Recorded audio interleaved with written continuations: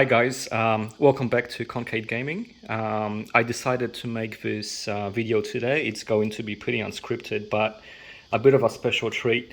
So normally I don't do unannounced console videos, but as you guys can recall, if you watch my previous game room tour, I have a fair few consoles. I've been modding, upgrading consoles for a long time now, and my collection has grown over the last couple of years since COVID hit.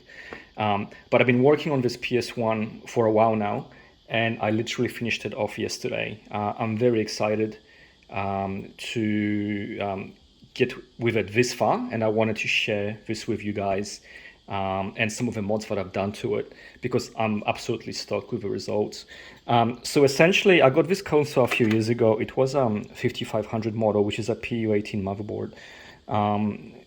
The reason I chose that is because the PU18 motherboard is compatible with both the PS1 Digital, which is a HDMI mod, which I'll show later, and the X-Station, which is an OD for the PlayStation.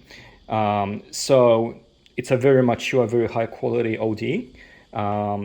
There are others out there like the Mode, or there is Raspberry Pi equivalent on the scene now too, but the X-Station I think is the most affordable mid-priced solution, I would say. And it's an advanced mod, but I think the value is there.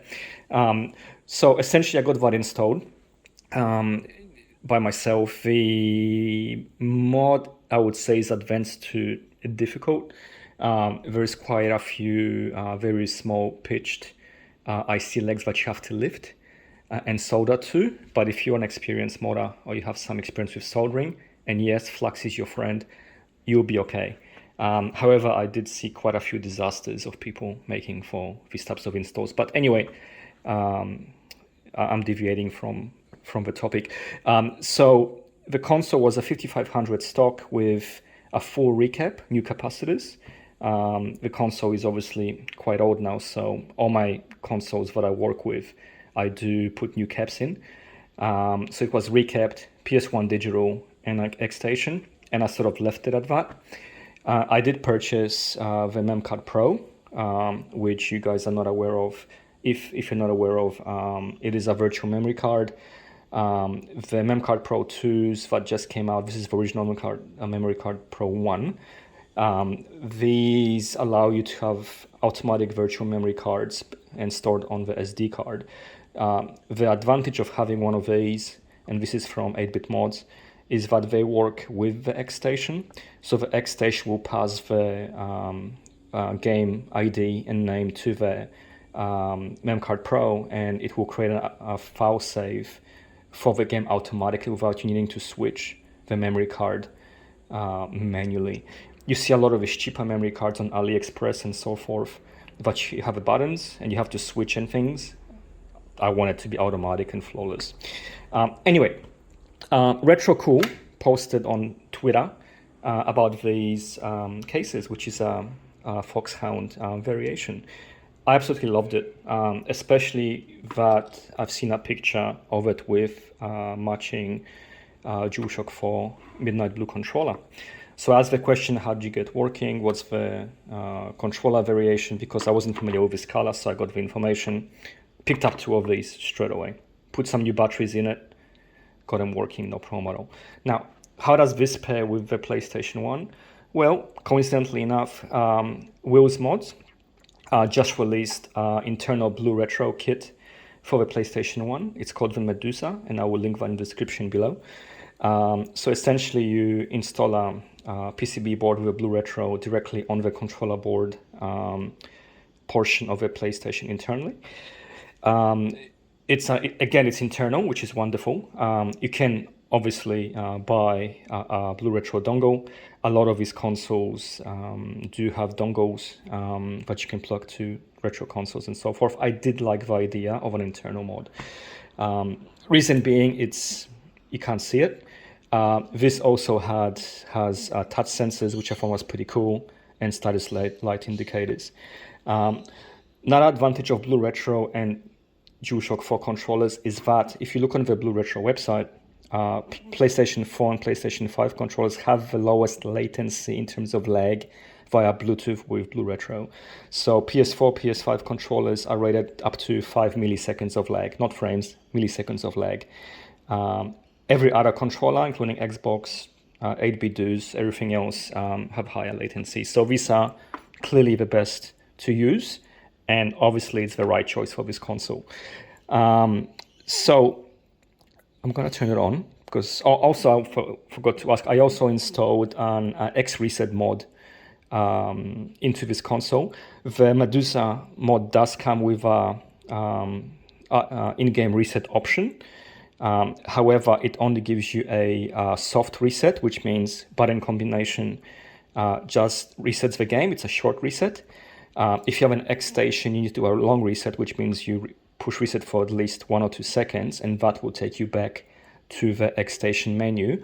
So an X reset chip or a kit, which is about £10 from Consoles Unleashed, allows me to reset the console as well as do a long reset from my couch via wireless controller to the X station.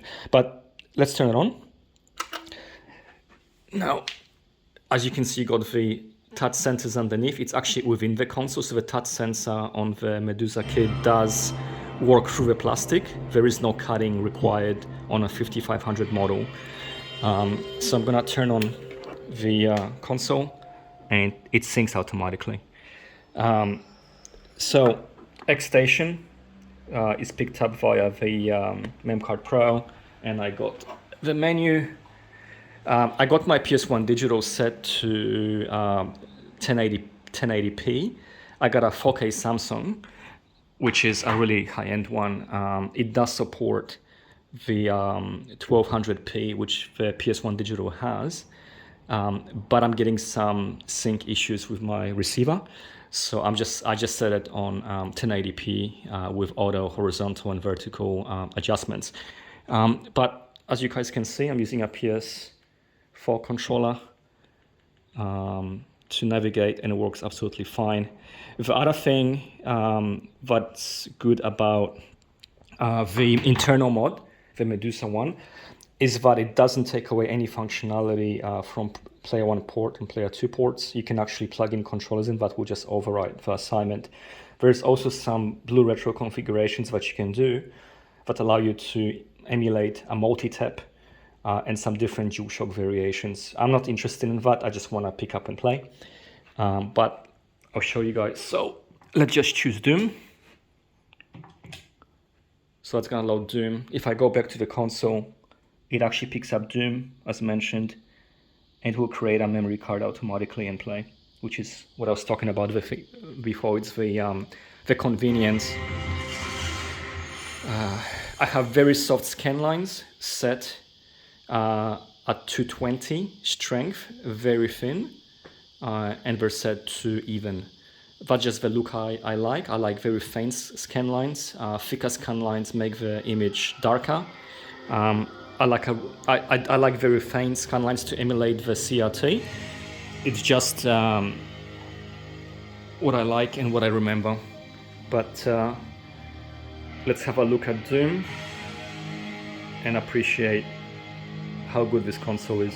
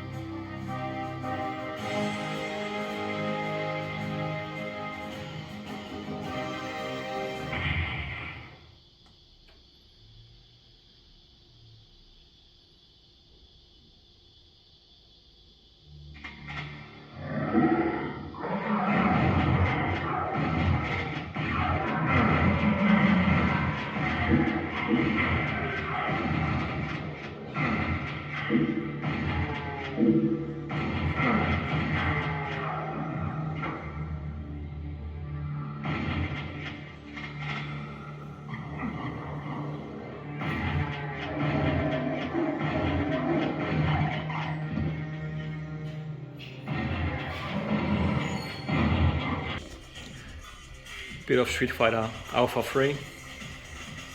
Just again wanted to showcase the quality of the picture on this console.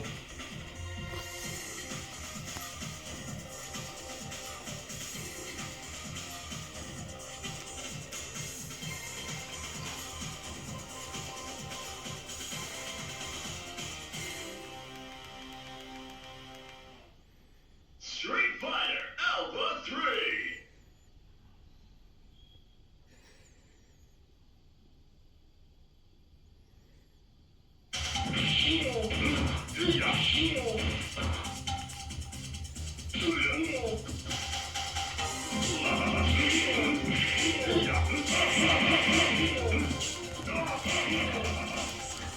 Okay, so we're gonna leave the video here for now. Like I mentioned, guys, this was just a very quick impromptu video that I decided to make. Please give me your feedback if you like. If you like to see more of my modded consoles in the collection, this one certainly is one of my gems. If you're not familiar with the consoles, I have quite a few. I've been modding for quite a number of years, and please have a look at my last 2023 Game Room tour. I'm planning to make an updated 2024 tour for you guys. I bought some new camera gear.